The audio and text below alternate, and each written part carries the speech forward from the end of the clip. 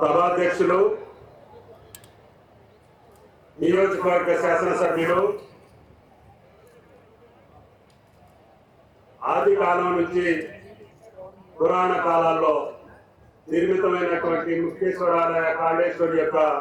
సన్నిధిలో ఆ యొక్క దేవాలయ పునర్నిర్మాణం యొక్క అభివృద్ధి కార్యక్రమాలతో పాటు ఈరోజు ఇదే ప్రాంతంలో మరొక దుర్గమైనటువంటి సంఘటన జరిగినటువంటి తెలంగాణ ప్రజల యొక్క రైతాంగం యొక్క బతుకుల్ని తాకట్టు పెట్టి గతంలో నిర్మితమైనటువంటి నిర్మాణాన్ని మళ్ళీ పునర్నిర్మాణం చేసేటటువంటి బాధ్యత. ఇది ఒక విచిత్రమైనటువంటి సందర్భం. ఒక పక్క ఆ ముక్తేశ్వర ఆలయం యొక్క పునర్నిర్మాణం, ఆయన పేరు మీద నిర్మితమైనటువంటి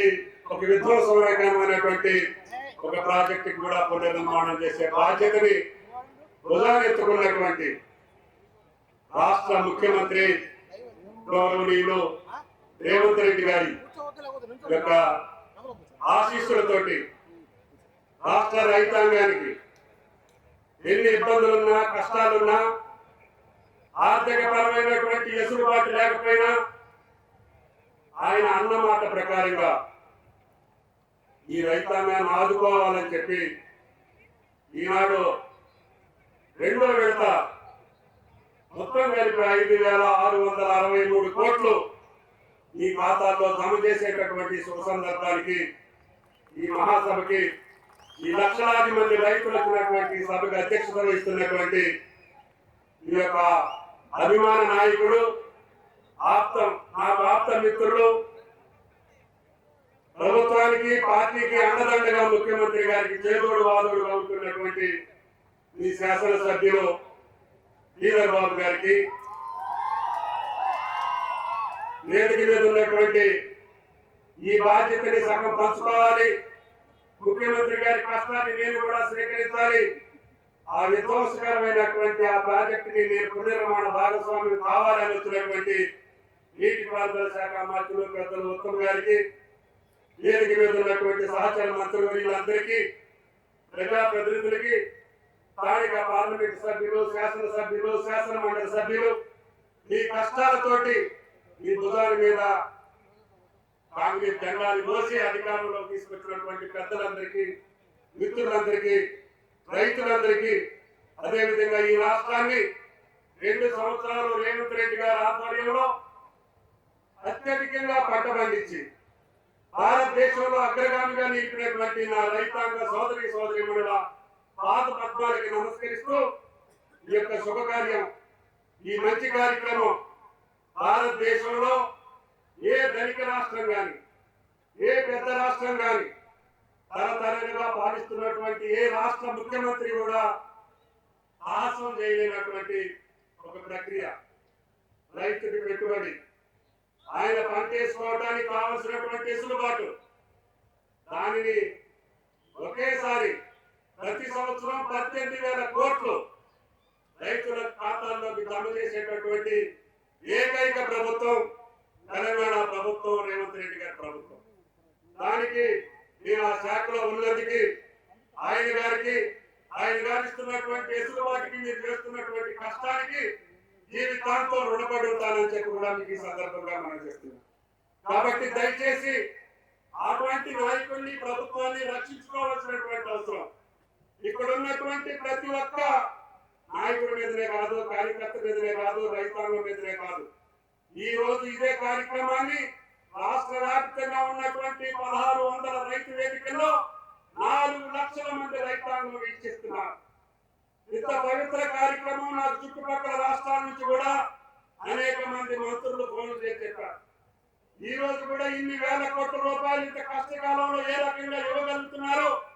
మాకు కూడా కొంత వెసులుబాటు చేసే ప్రయత్నం మాకు చెప్తారని చెప్పి పక్క రాష్ట్రాల మంత్రులు అడుగుతున్నారు. అది నాకు తెలీదు, మా ముఖ్యమంత్రి గారిని అడిగి తెలుసుకోండి అని చెప్పారు.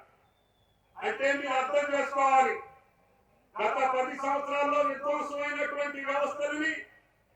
అదేవిధంగా పరిపాలనా వ్యవస్థ చిన్నాభిన్నమైపోయినా, ఆర్థిక వ్యవస్థ చిన్నాభిన్నమైపోయినా, అంధకారంగా కనపడుతున్నటువంటి ఏ దిక్కు మొక్కు లేనటువంటి తెలంగాణ ప్రజలకి ఒక దిక్సూచిలాగా కృష్ణార్జున్ లాగా మహాభారత యుద్ధంలో ఏ రకంగా అయితే విజయం సాధించారో ఆ రకంగా పిసిసి అధ్యక్షుడిగా రేవంత్ రెడ్డి గారు, ఆనాడు కార్యనిర్వాహక అధ్యక్షుడిగా మహేష్ కుమార్ గౌడ్ గారు, వాళ్ళిద్దరూ కృష్ణార్జున్ లాగా ఈ అంధకారమైనటువంటి ఈ అగమ్య గోచరంగా ఉన్నటువంటి తెలంగాణలో కాంగ్రెస్ పార్టీని అధికారంలోకి తీసుకురావాలి, ఈ కూలిపోయినటువంటి వ్యవస్థలన్నింటినీ నిలబెట్టాలి, తద్వారా మళ్ళీ తెలంగాణ అగ్రగామిగా ఈ భారతదేశ చిత్రపటంలో నిలవాలి అని చెప్పి వాళ్ళిద్దరూ కలిసికట్టుగా పార్టీని అందరినీ కలుపుకొని అందరినీ ఒప్పించి అందరినీ మెప్పించి ఈనాడు తెలంగాణలో కాంగ్రెస్ పార్టీని గెలిపించినటువంటి ఘనత ఆ నాయక ద్వయానికి, కాంగ్రెస్ పార్టీ కార్యకర్తలకి, తెలంగాణ ప్రజలకి ఈనాడు భారతదేశం మొత్తం ఎదురు చూస్తా ఉంది. ఏ రాష్ట్రంలో వెళ్ళినా ఈ రకమైనటువంటి పాలన,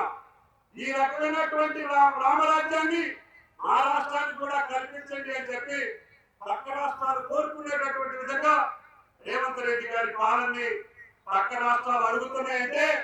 ఏనాడు ఆ మోడల్ ఈ మోడల్ అని చెప్పినటువంటి కేంద్ర ప్రభుత్వం సహకరించకపోయినా సాక్షాత్తు ప్రధానమంత్రిగా అనేక సందర్భాల్లో రాష్ట్ర ముఖ్యమంత్రిగా ఎన్ని ఈ రాష్ట్ర అవసరాలు చెప్పినప్పటికీ కూడా పెడచెవిని పెట్టి రాజకీయ ధోరణితోటి తెలంగాణ రాష్ట్రంలో ఉన్నటువంటి రేవంత్ రెడ్డి గారి ప్రభుత్వాన్ని ఈ రాష్ట్రాన్ని అణిచివేసి అధికారంలో రావాలని కుట్రలు పన్ని ఈ సందర్భంలో చేసినటువంటి విన్యాసాలన్నీ కూడా దేశ ప్రజలు రాష్ట్ర ప్రజలు గమనిస్తున్నారు. కాబట్టి దయచేసి మనందరూ అటువంటి కుట్రలు పన్నేటటువంటి భారతీయ జనతా పార్టీ కానీ, అదేవిధంగా ఇక్కడ ఏదైతే విధ్వంసానికి కారకులైనటువంటి పార్టీలు కానీ, ఈ రాష్ట్ర రైతాంగాన్ని అగమ్య గోచరంలో దింపేసినటువంటి పార్టీని రక్షించడానికి వచ్చినటువంటి కాంగ్రెస్ పార్టీని, ఈ ప్రభుత్వాన్ని, రేవంత్ రెడ్డి గారిని మీరు ఆశీస్సులతోటి మళ్ళీ అధికారంలోకి వచ్చేటట్టుగా మన ప్రయత్నాలు ఉండాలి. దానికి తగ్గట్టుగా వేదిక మీద ఉన్నటువంటి మేమందరం కూడా మీ మనోభావాలకు తగ్గట్టుగా, మీ అవసరాలకు తగ్గట్టుగా ఈ రాష్ట్ర ప్రయోజనాలు కాపాడటానికి తెలంగాణ ప్రభుత్వం రేవంత్ రెడ్డి గారి యొక్క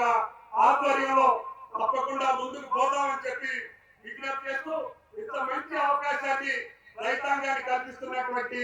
రేవంత్ రెడ్డి గారికి ప్రత్యేక ధన్యవాదాలు తెలియజేస్తూ మీ అందరి దగ్గర అందరికీ నమస్కారం. Thank you.